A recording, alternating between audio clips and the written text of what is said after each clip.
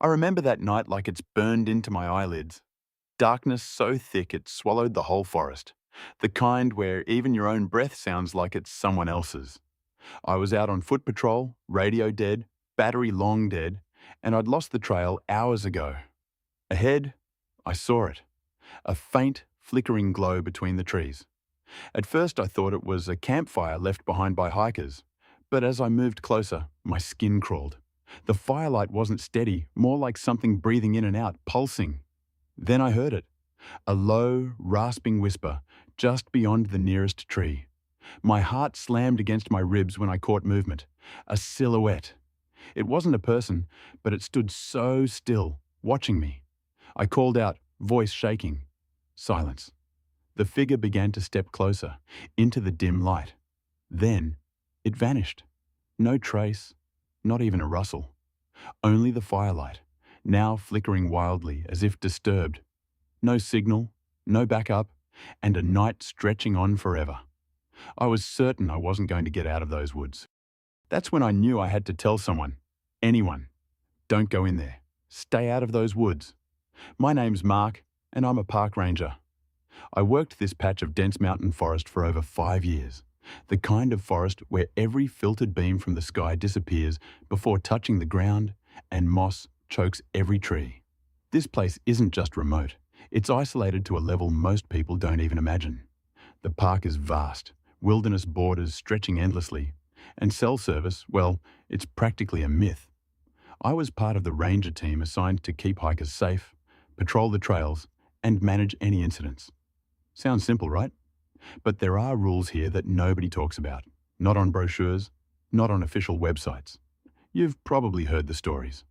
Hikers who vanish without a trace, strange lights spotted in the deeper woods, distorted voices carried on the wind. People think it's just the usual forest tales, predators, or accidents. But there's more. The forest has boundaries beyond the marked trails and clearings, lines you're not supposed to cross. Officials quietly close areas off, sometimes for months, but never explain why.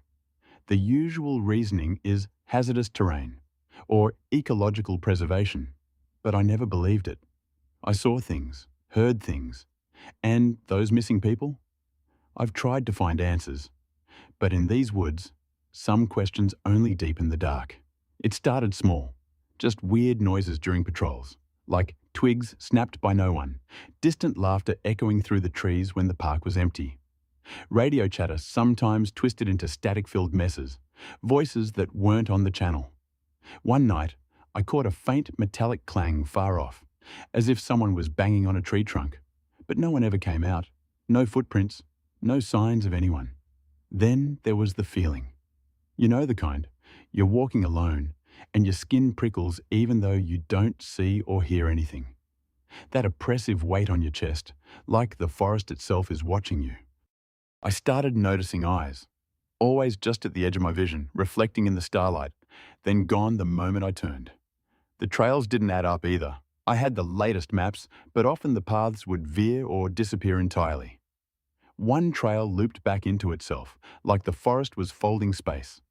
Sometimes I would come across tree markings that weren't on any map, symbols carved crudely, like warnings or messages I couldn't decode. I remember a specific night, my 3rd month on the job, when things turned sinister. I'd been hearing what I thought was someone calling my name, faint and almost pleading, drifting through the wind. At first, I dismissed it as exhaustion, forest acoustics playing tricks.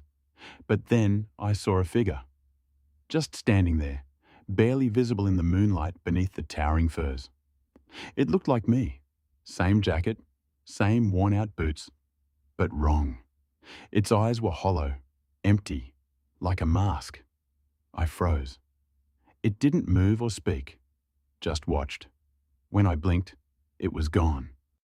I thought I was losing my mind, but later I found footprints around where I'd stood.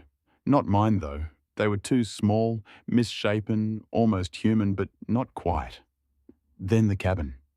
Not marked on any records, but there it was. A small, weathered wooden shack deep in the forest, sitting on a clearing I didn't know existed. Smoke rose from its chimney, but no trails led to it. I checked after daylight. No one was inside. Yet inside, The furniture was oddly arranged, and on the table lay an old photo. It was of me, wearing my ranger uniform, smiling. The timestamp was from 3 days before I even started this job. I tried to leave it be, but that place kept pulling me back. Each visit, the forest seemed to twist more, sounds growing distorted like a broken record. The radio began to catch voices, not my team's, but low whispers, fragmented words I couldn't piece together. One night, the line between reality and something else snapped. I heard my name, and it wasn't from a human voice. The wind twisted into syllables, then a low growl broke through the trees, followed by something shuffling close behind me. I spun, heart hammering, and saw the figure again. This time, not just a ghostly shape, but clearly something built from shadow and twisted shape. It moved impossibly fast, almost smearing through the darkness. I ran, desperate, breath ragged, and lungs burning, but the forest bent around me. Trails I swore I was following vanished, dead ends opening where paths should have led. Each time I stopped to look back, the darkness seemed to pulse, alive. Eventually, I found myself back at that cabin. The door creaked open invitingly. I didn't want to go inside, but no other choice. The room was colder than the night air, and the walls seemed to hum, vibrating with some unseen force. On the table, a new photo lay. It showed me, but older, worn out, eyes hollow, standing beside that shadowy figure I'd seen. I dropped the photo and tried to escape, but the cabin's walls shifted, compressing like the forest had grown into a cage. That's the last thing I remember before blacking out.